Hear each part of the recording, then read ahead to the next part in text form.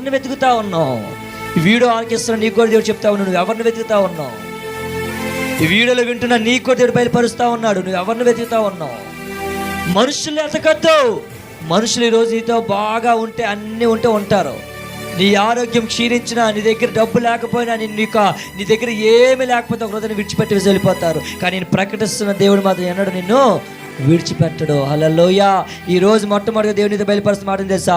ఆయన యొద్దకు వచ్చి విచారణ చేయి. ఎవరి యొద్ద విచారణ చేయాలి?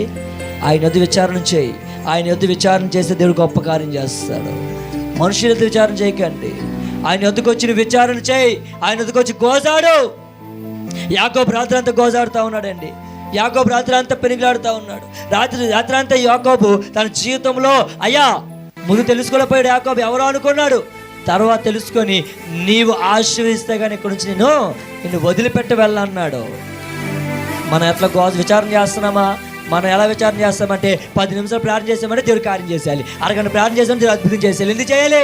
ఎందుకు చేస్తాడు దేవుడు? అసలు నువ్వు రాత్రి అంతా గోజాడుతున్నావా?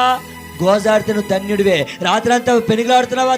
యాకోబులే దేవుడు నిన్ను వాడుకొని పోతా ఉన్నాడు. హల్లెలూయా.